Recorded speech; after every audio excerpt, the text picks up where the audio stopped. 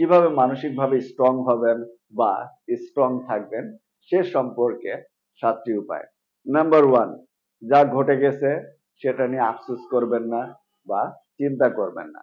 Number 2, প্রতিদিন সকালে কমপক্ষে 20 মিনিট ব্যায়াম করুন।